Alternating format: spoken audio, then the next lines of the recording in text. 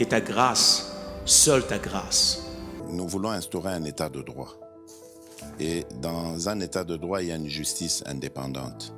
Ce n'est pas à l'individu Félix Tshisekedi de commencer à faire justice.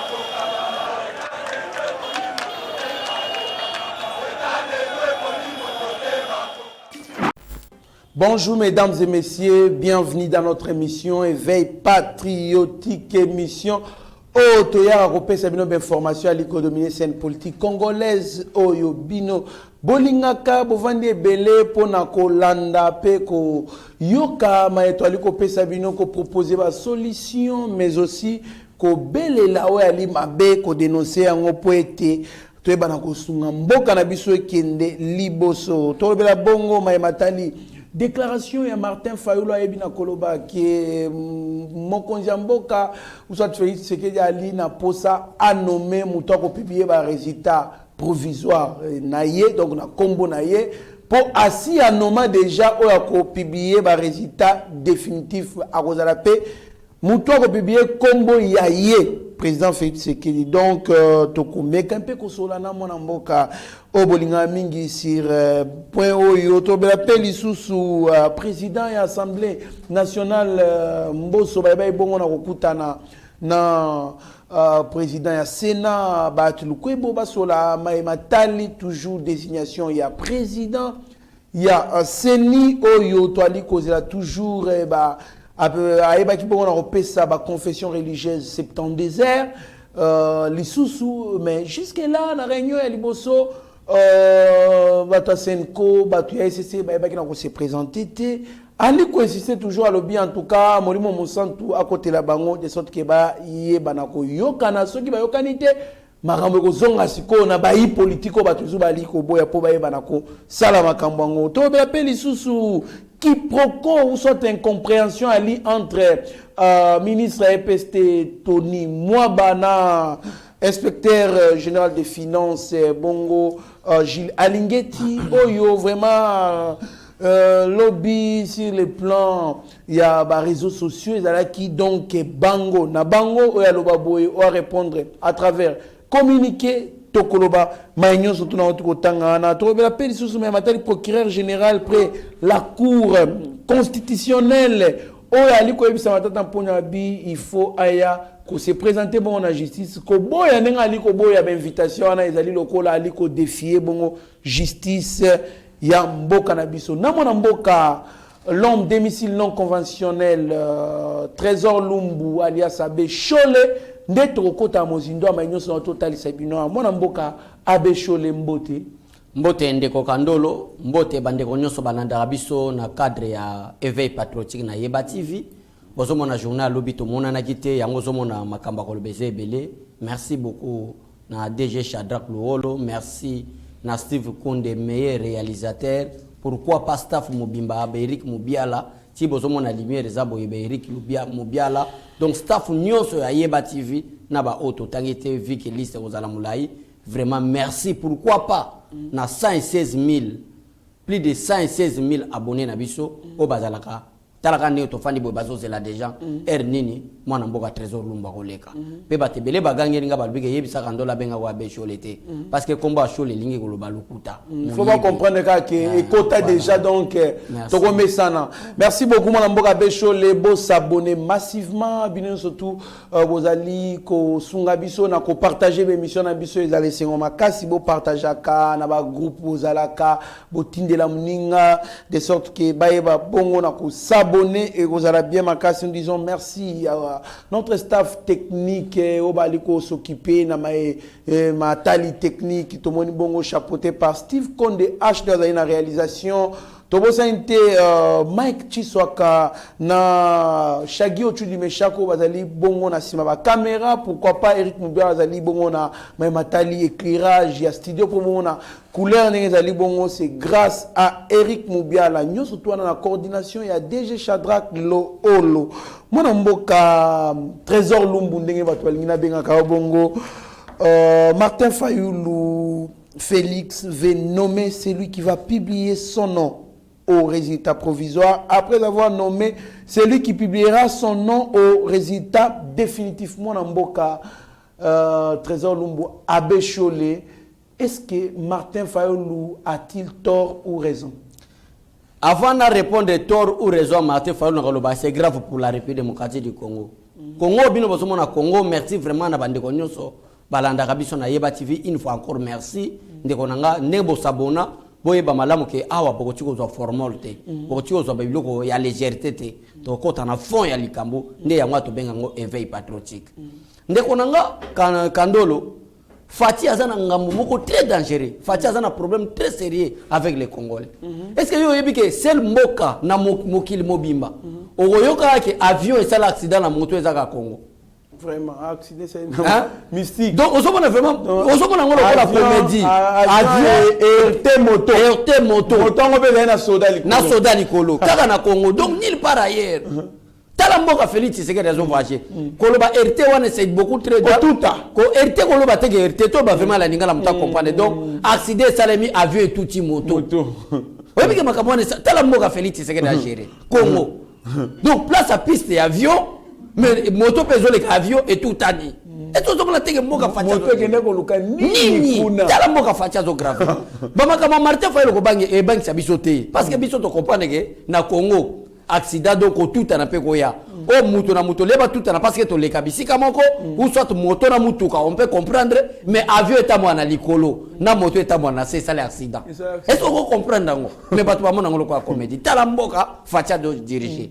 Donc Martin Fayoulou osomona Martin Fayoulou bimisi terme moko morbide na kati ya discours na ye na fanda vraiment calme na tangango c'est une forme d'une maladie o ils pas présent Félix Tshisekedi pour na renommer babiloko oyo renommer bato oyo c'est-à-dire le président de la CENI et le président de la Cour constitutionnelle par résultat définitif o Martin Fayoulou sali communiquer à le kuta ya fuati ya nzala ya incompétence ya manque d'intelligence na sagesse mais président Cour constitutionnelle ka élite. Pardon? Par membre naïe. Président. Président de la Cour constitutionnelle. Azaka non élu par membre de la Cour. Yangone non na comprendre. Martin Fayoulou vraiment bande konyoso balanda biso bato nyonso balanda Martin Fayoulou biso mikolo bate biso respect. To respect takabino pardon bo traiter na febo memena na CNPP. CNPP hein. Ozongo na vie na biso oya ba Congo nani. Et vient na biso papa na biso. Tona telema. Tona telema vient na biso oya ba Congo comme les assos. Mwana nse mais azaki na ba problème ka boena fati. Biloba loba bandika. Tant ba mema na telema ba memé na CNPP. Ozomona ke mutu ezonga moi normal. Donc on a ça vraiment conseil si vous aimez vraiment Martin Fayoulou, azana problème à mutu. Un État qui se respecte, un opposant ne peut pas attaquer le chef de l'État d'un placebo. Par langage à Martin Fayoulou, il n'a placebo. Le langage à Martin Fayoulou est comme qui n'a pantin, marionnette, un chef de l'État. Au Constitution, les garants des bons fonctionnements réguliers des institutions. Étiquette.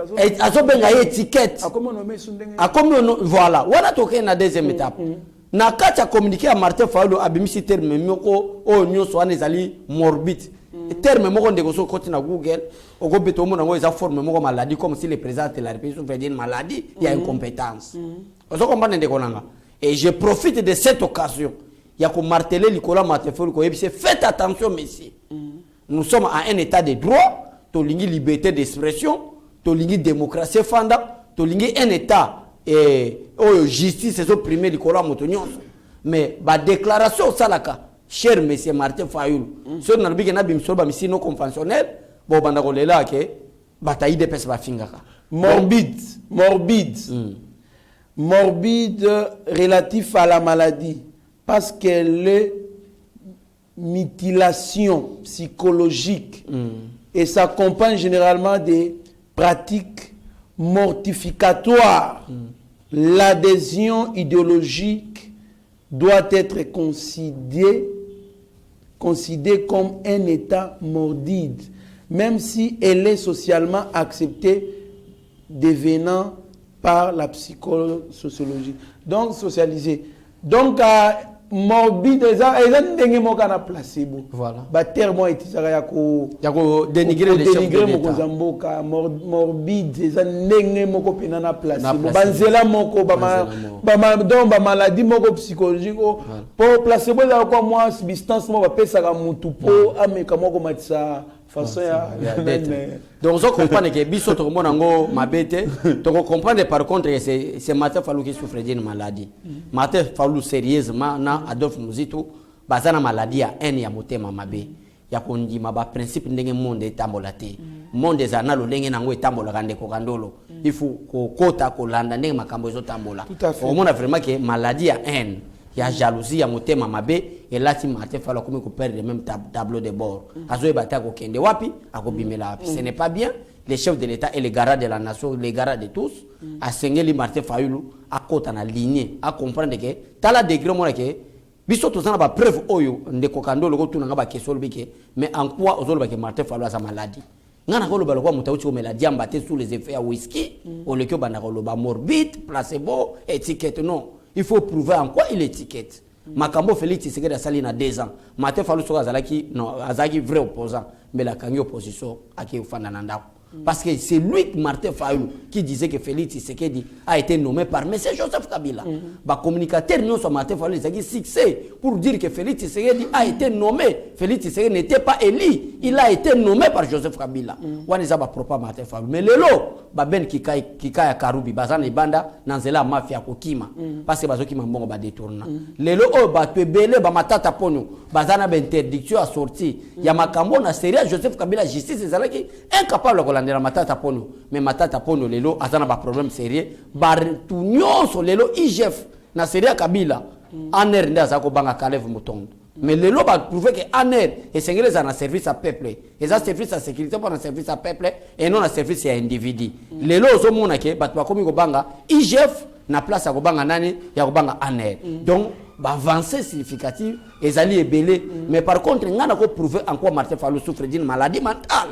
Moi je précise bien na ko kenna ba vocabulaire minene te pour te ba comprendre te na ko loba en quoi il souffre d'une maladie mentale. Je suis capable d'expliquer comment Martin Fayulu a bandi crise na kata communiquer nae pour na aussi sa crise wana azo senga ba kende na dialogue. Ça c'est Martin Fayulu. Martin Fayulu a bandi crise na ba élection. Alors moi je suis le président élu. Je suis le président élu, Félix Tshisekedi a été nommé par Kabila. Président élu, papa. Après, il a proposé lui non, sortie de crise. On se demande que c'est monsieur, en tant que politicien, il manque la constance. Et cette manque de constance-là, ils ont prouvé que c'est lui qui souffre d'une maladie morbide, d'une maladie pathologique. C'est Martin Fayulu Ndekonanga. Martin Fayulu a commis ici dossier à Seni, une crise. Communiqué pour dire que le président de la République va nommer celui qui publiera les résultats provisoires comme il a fait à celui qui doit publier les résultats définitifs. On a communiqué à Martin Fayulu. On a vraiment qu'il manque de mots. Il manque argument. Il y a prouvé encore président Félix Tshisekedi dans cette étiquette. Mais il faut prouver. Mon frère Martin Fayulu n'a pas communiqué. Martin Fayulu n'a pas conseillé. Bon conseiller Amelaka Maï. Avant ça, point de presse amela mai atika ba whisky ba masanga makasi wana eza kaboshi na ye ezokoka ba whisky wana te ozo comprendre tanga zo mela ba whisky ebele amela ba vodka ba vodka ozo mona ça na degré ba whisky makasi ya ba russe ba russe baliaka bien ba melaka bien pays na bango eza développé soka melika ba vodka wana o mona ki a se maîtriser mais tala Martin Fayulu se comparer na ba russe o mela biloko makasi wana tala ba bêtise azo sala.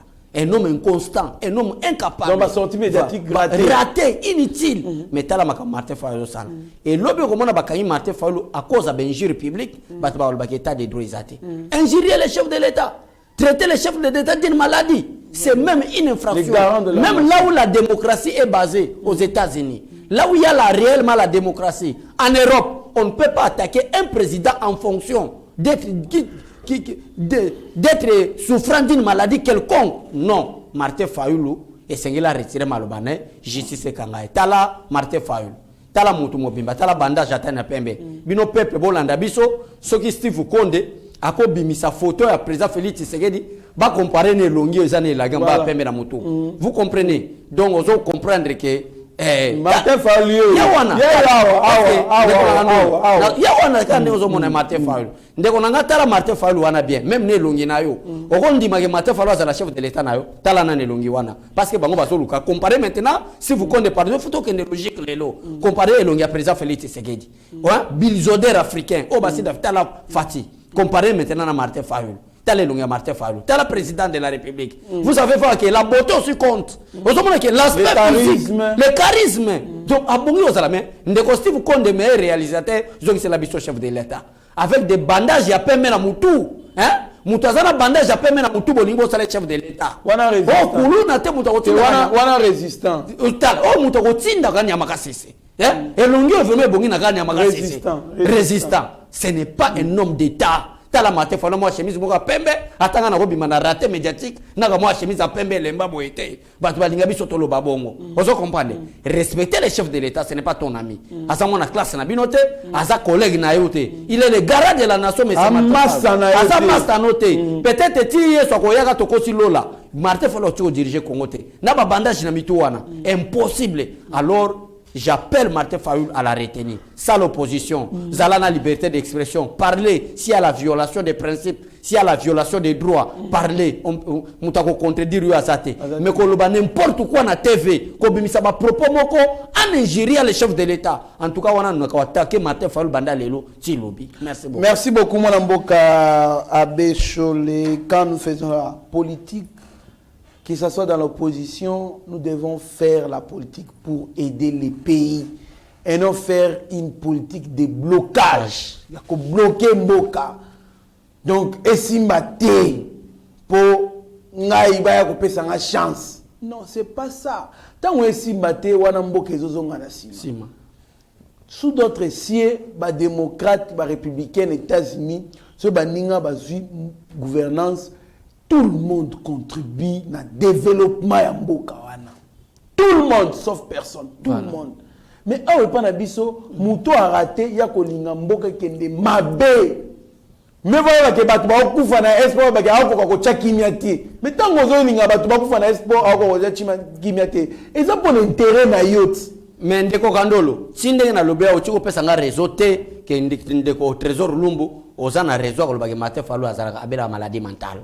J'assume bien même propos hein. Oui. Martin Fayulu bande ko Nathalie caméra po batu musu ba kosa il faut pesa nga raison que ça Nathalie vraiment caméra po batu musu ba lobaki amona ko banga na Sony est-ce que vous que au détail ba biloko ezo la que asa normal oui yango Nathalie sous caméra au détail kasi ba tunde ba ko juger yo pe merci que oza na raison Olanda ndeko nanga Nathalie vraiment caméra lisusu ndeko nanga si vous connaissez na zolo bango c'est son mes propos Martin Fayulu a un problème à cerveau Nathalie caméra botala mo elongi na ye wana ne lamba pe atikala depuis yo mona déjà que Martin Fayulu en 2006 il était élu député provincial en 2011 il était député national en 2018 il était député national quel est rôle Martin Fayulu a joué en tant que député il a proposé une proposition de loi pour le peuple congolais ou pour la nation congolaise et ça l'a raté Martin Fayulu a un problème à mutu cible il faut pas même na CNPP tant on mona mutu azobi manaba azosala ba raté médiatique na ba bande na mutu ya pembe place nino ko luketien Tshisekedi to Félix Tshisekedi on mona na bandage ya pembe na mutu ça c'est l'escroquerie politique ndeko Kandolo donc Martin Fayulu na tali caméra bato nyoso ba lobela Martin Fayulu na tali bino bien na que Martin Fayulu a un problème ya mutu bon même na téléma il souffre de la maladie mentale croyez-moi Kandolo Martin Fayulu biso to lingi opposition oyo ko ya a proposé à l'opinion. On m'a passé Bissot aux Alaki en 2016. N'a pas exemple. Même la parole de Dieu est claire. On n'a pas montré que nous sommes la constant. Parole de Dieu est le clair. Que 2 à 3 témoignages suffit pour clarifier la vérité. Pour dire que la chose que vous parlez est vraie.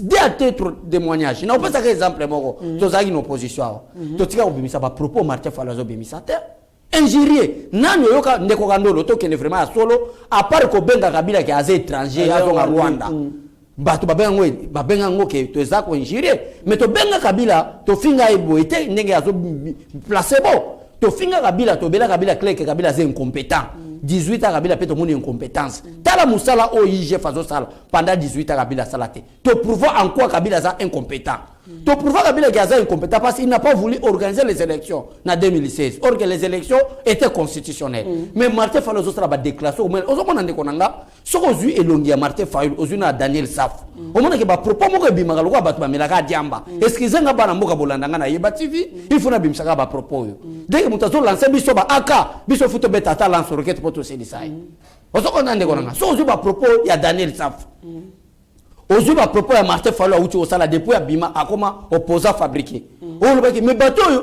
basala ensemble mo bakena omela diamba na bandal toni mais un moment regrettable Fati a traité makamu ya mboka abanda tu ko traité ba accident ya avion na moto abanda ko traité mutu ya Martin Fayulu qui ezala boy. Quel est le problème avec ces pays? Donc mais Martin Fayulu sachez-le que Félix Tshisekedi na terrain za na ba soldat ngana ko attaquer na makambo eza vrai yo makambo zo attaquer président Félix Tshisekedi za lokuta mais ngana ko attaquer na makambo eza vrai. Quelle est la proposition Martin Fayulu lelo bato ba finga biso peut-être na ba commentaire moi na mboka trésor lumbu ou exagéré. Quelle est la proposition que Martin Fayulu est en train de proposer pour avoir un président de la CENI de CENI? Quelle est sa proposition? Qu'est-ce qu'il propose? Voilà. Ça, c'est une maladie mentale, mon frère. Il faut l'appeler comme ça. La loi est claire. Martin Fayulu a été bel et bien dans San City. Dans San City, au lieu de politiser CENI, tout ce qui a CENI dans la société civile. Martin Fayulu connaît ça. Azala qui représentait dans San City. Azala qui pas représenté. Il était lui-même dans San City. Parce que CENI est au bout de San City. Au lieu de politiser CENI, CENI comme on n'a pas politicien, CENI tout ce la société civile, batu oyo bazala un intérêt, ba politicien bazala un intérêt balandelaka, qu'on soit pouvoir qu'on bote la par force. Mais tout ce la société civile qui représente les 8 confessions religieuses.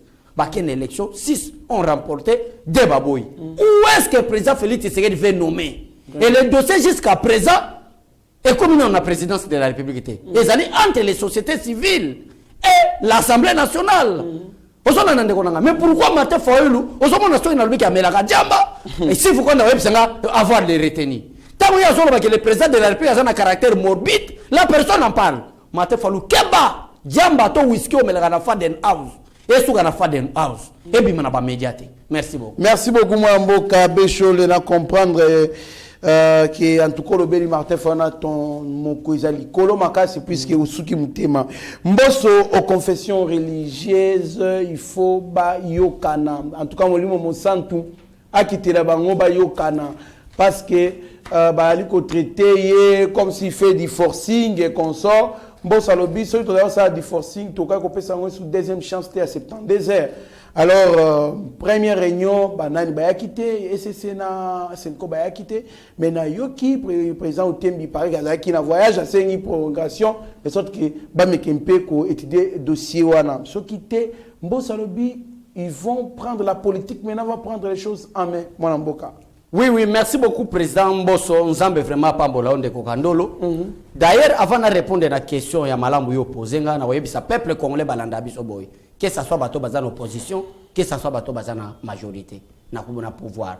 Na wayebi sa bango boke. IDPS à l'époque, to boya ki be élection. Et ça qui problème té. Et ça droit ya Martin Fayulu boya be élection parce qu'il a perdant. Mais ça problème té, ils a l'hypocrisie té. Parce qu'en 2006, Tshisekedi n'avait pas postulé. To boya ki be élection. Martin Fayulu a été mais élection Salema Baloba. Kabila pas konza biso pendant 5 ans. Biso to ko konzate mais to diriger la République conformément à la Constitution. Président Félix Tshisekedi a tuko konza mototé.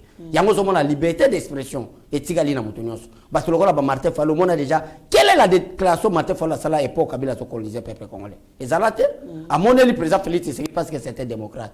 Et na koyebi sa peuple congolais, président continue kana lilo wana parce que za force na yi. Alors premièrement on a deuxièmement de Kokandolo par rapport à la question yo posée. Ezana abemoko ngana kotanga kombo comme on est donné Chole. Bazo kosa ke Utembi a 5 reporté. Donné Chole jusqu'à présent azana kosuluka moyen bakutana na président de la République pour traiter makamba seni. Tant que vous président de la République, semaine où ça, je vous donne des vraies informations. Je donne assez chaud les Oyasenoko. Aïe, ici, président Félix Tshisekedi, président ya bambo ya ba sholi président seni ya ba sholi utembite o balingi batia président seni na bango soki abokoto est-ce que qui akuta na président de la république peut-être peuple pas informateur abokoto akutana ki na président de la république ah bon nazo ebisayo ake ko lela président andima ya ko soutenir président de la république abokoto je vous dis la vérité c'est la mabeza juste été sikoyo conflit minito peuple congolais bazo yebate conflit sikoyo ezali ndeko nanga kandolo ezali entre abokoto na donation chole pourquoi parce que chole ezali na posa yende ameme pas président de la république ake no représenter alba ketala candidat malamu ye soutenir ya ko bemisa ye mais abokoto abeti ba calcul na batune na ndenge na ye ake kuta na président de la république yo ka réponse à président de la république président de la république muto yo Martin Fayulu azo soutenir muto bazolo ba soit disant candidat catholique akuta na président de la république yo makamba lobi abi mais c'est le président de la république soutenir nga na bima président de la république na ko soutenir yo na bela na solo belo makamba solo le konanga président lobi ke makambo seni ezali kaka na ba confession religieuse makambo na botianga na katite tango abokoto azongi bake ko kutana na donation chole asilikeli albe oninga ki okende yo moko te esengeli ngai ndena kende na présenter yo mais tala lelo Martin Fayulu azobima azoloba n'importe quoi. Et d'ailleurs, pour votre information, c'est mais je vais ya solo ndeko nanga na soko sa abokoto soki abokoto donation show la ninga qui nous présenter na chef de l'état soki moni na kosi benga donation show le plateau izawa aya to sala débat contradictoire ou soit bima sala vidéo alo bageza lokuta na solo belo izawa des choses vraies conflit ndangona show le tisi ko azana kuluka comment est-ce que bakuta na chef de l'état président de la République a epsie bozonga bosala na makambo na bino ba confession religieuse après ko stili sango boko sindango na assemblée nationale ba entériné dossier de koye ba proposer nga ngai kutu na konomete je prendrai acte par l'ordonnance présidentielle osomona makambo ya seni peuple congolais et ça sera ko l'élection gouverneur les gouverneurs ne sont pas nommés par le président de la République mais les gouverneurs sont élus par la majorité des députés provinciaux les gouverneurs abimi du fait que azokota na kati ya institution il y a l'état mais il y a les garants de la nation les garants des bons fonctionnement des institutions que ça soit central ou provincial c'est le président de la République le président prendra acte par l'ordonnance présidentielle pour dire que n'entériné candidat tel azaki élu gouverneur de la ville de Kinshasa ça c'est clair mais où est le problème du président de la République Martin Fayulu akoko misango crise moi maintenant motema mabe ya bato église catholique ba pesi bango 72 heures et puis 72 heures ça combien de jours 3 jours pendant 3 jours mais ba mona ni pété na kati ya commission paritaire peut-être bandiko ba alanda biso balingi ba yebeza nini eza commission PAJ ya assemblée nationale na commission PAJ ya sénat basangani pona ko traiter dossier ya nani ya président Denis Kadima mais eloko so sala grave ba pesi na ba communicateur na bango ba kuswanika na ebite so imboka ni nazalaka ba komi ko lobelango ke Denis Kadima wana za sud africain tala degré kindoki ndeko nanga donc peuple congolais restons soudés derrière le président de la République. Merci beaucoup mon mboka Trésor Lumbu tozala toujours soudés na sima mokonza mboka mon mboka quiproquo ou malentendu, incompréhension entre Excellence Tony Mwaba, ministre AEPST, na Gilles Alingeti, Aliko Kamba, IGF. Réaction dans les années. Merci beaucoup, Ndeko Kandolo. Détourné, qui a raison, qui a tort, au juste, qu'est-ce qui se passe? Te awa Ndeko Kandolo toko pesa ba raison na ba torte. Voilà. Awa pe toko lo bateke mutu tel ayibi, mutu atel po awa bazolo ba makama muyibi te. L'affaire est l'affaire de traçabilité. Il y a bon à l'État. Et na ko interpeller ba communicateur nyonso ya IDPS. To défendre vision chef de l'État. To tika soki mutu moko apesa ko mo $100 ata sali mabe ko défendre ete. O défendre. Awa mutu asali pe mabende ko Kandolo azate. Yo yebi yo moko combien de fois na leka awa pona ko défendre Tony Mwaba. Mais nzambe likola zo monanga peuple ko na zo monanga tina défendre ka wana na mutu nanga na mona ka gratuité o eza élément moko ya makasi Félix Tshisekedi asungi ba pauvre parents na biso po bana batanga malamu mutu azalaki ko kale yango ezalaki nani Willy Bakonga ta on a moni Tony Mwaba ye na ba faire ya ba $2500 na machine à coudre na congélateur apesi ba papa na biso eloko esalemate pendant 32 ans mobutu Et donc, c'est limité pendant 18 ans. Il y a Laurent Désiré Kabila. Il y a Joseph Kabila. Mais Tony Mwaba est Salango. C'est appréciable. Mais le problème avec notre papa Tony Mwaba, bah taxé était qu'il y a Yibimbong. Aujourd'hui, lelo, nous te poussons sur Bimalobi. Oh, IGF. Pour la Nino Saliboy. Même procédure. Oh, IGF a salaki na matata ponyo. Même procédure. Oh, va détecter ma carte visa. Et ça, il y a peuple congolais. C'est même procédure et l'ingé qui est pour papa Nabiso Tony Mwaba. Na l'ingé tel sa papa Tony Mwaba que papa Tony Mwaba est professeur d'université. Voilà. Et à ça il peut droit. Maboko Bank n'existe plus dans le 21e siècle. Ça c'est vrai de Konanga. Aujourd'hui, on a un éveil patriotique. À un moment donné, tu as l'émission de Konanga Kandolo. Non, Trésor Kandolo. Félicitations. Tu as un souci en boca. Au moment donné, tu as un souci en Zala. Au lieu de souci en Lukake. Au lieu pour ton Saliboumo dans ma classe. Tu as la peine un souci en Apon en boca Nabiso. Tu as en boca Nabiso. Il n'y a pas le terme détournement. Et comme conseil, dans le service à communication, il y a papa Nabiso Tony Mwaba. Et c'est ce qui va empêcher papa Tony Mwaba. Je respecte beaucoup Moussa l'excellence Tony Mwaba. Le service n'a pas conseillé tout. Si je suis Tony Mwaba aujourd'hui, et c'est le cabinet Mobimba. Pourquoi quand on parce que Balinga Batika Tony Mwaba te. Aloba. Sur la vidéo à Tony Mwaba, nous sommes à l'éveil patriotique. On montre que Yemo so azongi lelo. Na tongo alela olobaki. Alobaki émission Nakanda. Et dès que vous avez Nakanda, on peut commettre des erreurs et belé. Mais tala makambu IGF Asali. Ce n'est pas Gilles Alinguet Abimi à défendre Albigi Makambalobi. Atini son communicateur, le communicateur de l'IGF, qui a expliqué au peuple congolais réalité sur le cas par rapport à un communiqué, mon frère Kandolo. Vous comprenez? Ndekonanga Kandolo, peuple congolais, plus de 118 000 personnes à l'Andabiso na Yeba TV. Je vous dis la vérité, croyez-nous. Tony Mwaba n'a pas détourné l'argent. Il n'avait pas aussi l'intention de détourner. Intention on a détourné Pezalakité. Le problème est ali le long na 21e siècle Kandoro Tozawa, Tokozwa mutuka tokena oke tozokene même Afrique du Sud, libanda mboka. Ndeko Kandoro Dieu met témoin tuna bato ba voyagaka baptisé na aéroport. $10,000 eko bimana. $10,000 ngo eza ya yo. $20,000 eza ya yo. Mais l'état congolais ko boya ke mbongo wana bimana ngo ka boy. Na 21e siècle. Comment c'est possible que tu as plus il y a $700,000, plus il y a $800,000 et ça a un compte bancaire. Traçabilité, il y a inspection générale des finances. Dans le moment où tu as un audit comptabilité, il y a des pièces justificatives. L'argent est logé dans la banque. Voici des pièces justificatives. Il y a des pièces justificatives. Parce que mutu tika expert na domaine na ndeko Kandolo. Papa Tony Mwaba tika expert na musela ya enseignement lokola ministre parce que azala ba technicien. IGF peut atika la nani na expert na domaine na audit parce que musala IGF azala eza musala audit. Tala siko biso batozwa mwa ndambo akuri ya finance.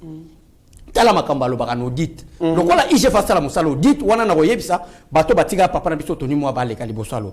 Na audit baloba boy. Tout paiement en cash. En audit, c'est un élément qui accroît les risques de fraude. Tout paiement en cash, c'est-à-dire dans ma Boko Bank, paiement nous sur ma Boko Bank, en audit, c'est un élément qui accroît les risques de fraude. Et un bon gestionnaire a rolingata ça le paiement dans ma Boko Bank. Ça, c'est un principe. Il y a cours, c'est tout un cours, il y a audit financier. Bon. Ça c'est l'expert à la matière qui me parle. Maintenant, dès que audit a lobby que tout paiement en cash, et IGF peut faire ça la moussala ya nini, il y a audit. Aïe pas. Tout temps combat papa Tony Mwaba parce que batebele, parce que toujours attaqué à ça les détournements. Il n'y a rien de détournement. Mais ça kaka traçabilité. Traçabilité wa lingi. Na lingi. Mbongo elogé na banque lingi. Alingi ke batumisusu biske su ba banque zate mbongo faut comme les problèmes avec des banques. Toutes les villes, je précise bien, toutes les villes de la République démocratique du Congo bazana ba banque. Je parle bien des villes. Ba ville nyonso la République démocratique du Congo. Na ba grande cité nyonso ezana banque. C'est que papa Tony devrait faire. Ezala qui qu'on se plier devant l'IGF. En tant que parce que il y a un technicien en matière de EPSP, un technicien en matière de contrôle. L'IGF fait comme l'inspecteur, contrôleur. Il s'est plié dans le domaine, il y a IGF, alobaki non lokola yo proposer nga boye ngai pe toko sala guerre te là où il y a des banques toko loger ba compte na ba banque ozo comprendre de kokandolo parce que expert moko ba bimi ba lobike la République démocratique du Congo azana plus de 80% ya ba zone de couvert zones qui sont couvertes par des banques plus de 80% des zones qui sont couvertes par des banques pourquoi pas que l'on a charge à 80% 20% peut-être que tu as au moins que tu diminues le risque de détournement. Ce n'est pas un problème. Ce n'est pas un problème de Kokandolo. Et ça problème tout ça on va débattre. Hein de Kokandolo. Tout ça la locola ba tu peux perdre bla bla bla. Moi je suis combattant de l'IDPS et je soutiens Tony Mwaba. Mais je soutiens aussi à 100% Gilles Linguette. À cause de la loi Gilles Linguette, on parle de ces gratuités là parce que contrôle les makasi. Na Seria Kabila ceux qui contrôlent les athées. Ça c'est le secrétaire général na jeunesse ya IDPS Ted alobi kla lobi boka bomi mboka muibi ndeko wana mboka na biso secrétaire pa lobaka aloba ngo eloko bomi mboka na biso muibi na régime ya Joseph Kabila ndeko dès que il chef fait ça la contrôle balobi ki matana ngomba oyebi ngomba lingo bani kende na président de la République c'est lui qui m'avait autorisé to pesa indépendance chance wana. Lelo biso nous soko beta tolo. Ah mon vieux Nicolas Kazadi, bon na banque KI, bon na banque Vimbi parce que Nicolas Kazadi travaille en parfaite collaboration avec l'inspection générale des finances. Merci beaucoup Mwana Mboka Beche pour l'éclaircissement wana RDC Nord Kivu 90% des ADF arrêtés sont originaires de Beni et Butembo. Banatif Mwana Mboka, le porte-parole du gouvernement gouverneur militaire plutôt l'armée promet aussi la prison à certains députés provinciaux qui tentent de saboter ces actions. Na Nord Kivu, il y a certains députés qui sont complices, qui ont saboté l'action. Il y a état de droit et état de siège plutôt à travers privilèges les prérogatives en tant que élu du peuple consort bali ko saboter donc bazo abuser na privilège wana pour banda ko saboter ba action ya état de siège. C'est ainsi que les porte-parole du gouverneur militaire général Sylvain Ekenge a lobby ba continuer na ali rwana ba ko sala boloko.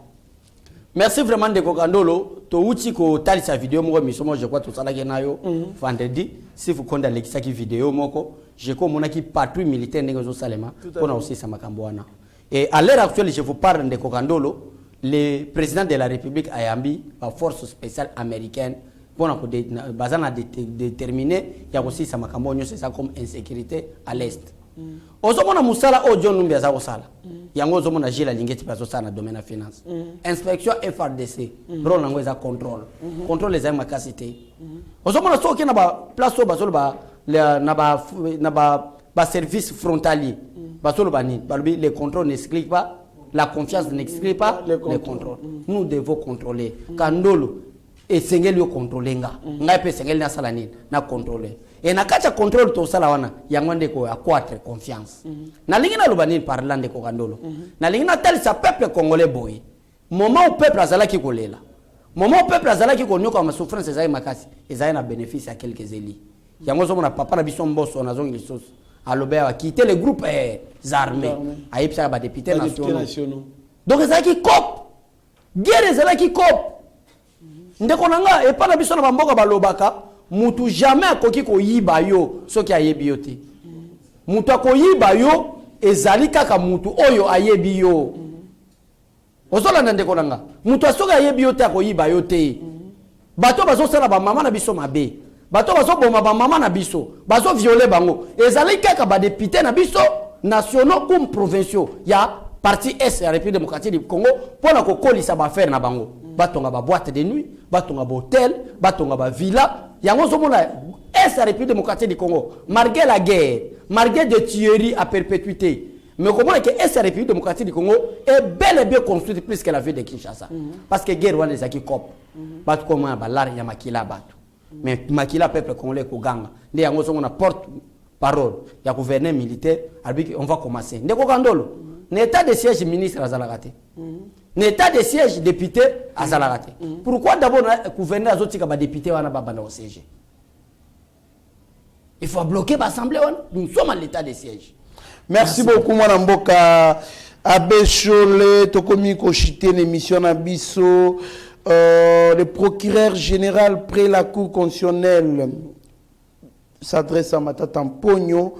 Le refus par vous de répondre aux invitations de la justice risque d'être par nous interprété comme votre volonté délibérée de défier la justice de notre pays. Matata Mpogno qui est la justice, il y a dynamique à plénière et l'on les va immunité, Mwana Mboka. Te Matata Mpogno atane ni na kobima pete. Yango zo mona cause ya lettre ya procureur près de la Cour constitutionnelle.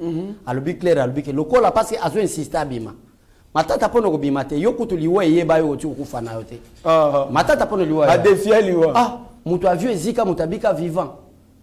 Hein? Mutu même ceux qui ne ezika te kaka mutu ezwa problème. Yo ko imaginer que mutu azwa problème à mutu. Matata Mpogno azwa problème mutu mais ba traiter après une semaine ba nommer premier ministre. Est-ce que vous avez les survivants? Les survivants. Donc, Matata Mpogno a okufa na ete. Matata Mpogno okufa na nini? Akufa na poison. Mutabika na viol. Mutabika na crash ya avion. Ndako ya kukufa pona oyo. Pona kotaisa peuple congolais nini? Procureur aza souple. Et je profite de cette occasion kolobete, mais c'est le procureur, félicitations. Tant que Matata Mpogno ko répondre devant la justice té. Tant qu'il ko répondre té. Tant que Matata Mpogno ko répondre té, boye ba malamu ete, justice peut ba libérer té. Merci beaucoup. Merci beaucoup, Mwana Mboka, Abbé Cholé, merci.